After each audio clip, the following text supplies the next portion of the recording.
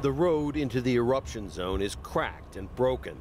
Vents of steam and toxic gas from the lava flows beneath billow out. Deeper into what was once Leilani Estates, the enormous power of Mount Kilauea is plain to see.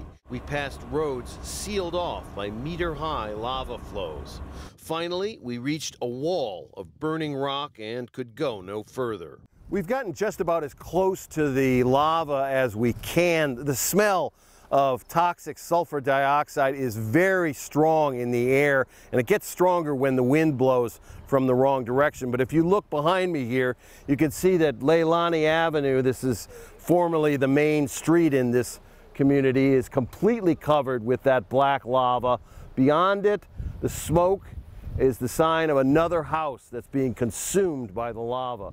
People who have been living here have no idea when or if they'll ever be able to come back home. More than 20 houses have been destroyed. From the air, you can see the main crater on Kilauea is still boiling with smoke and steam. Toxic gas from the deep magma chambers is the biggest threat to human life. I'm most worried about the impact of sulfur dioxide. You can even feel it in our nostrils a little here as we're standing. Over time, if there's extended exposure, people get inflammation of their lungs.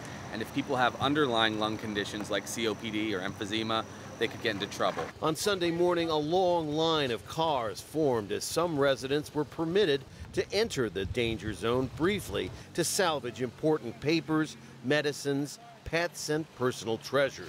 But plenty more people are waiting to be allowed back in. They want to get answers of when they can go back to their residence, and that's all what this whole issue about, so that they can make themselves whole again. This is not the Hawaii of glossy tourist posters and glamorous television shows. This community is one of the poorest in the entire state. Volunteers set up an outdoor community center called a pu'uhonaua, or place of safety in the Hawaiian language, to distribute donated emergency supplies, food, and water. We all come together and we're going to make stuff happen if the government not going to make it happen. Scientists say there's no way to predict when the eruption will end. It could be days, months, or longer, leaving the people here to wait and hope for the best. Rob Reynolds, Al Jazeera, Pahoa, Hawaii.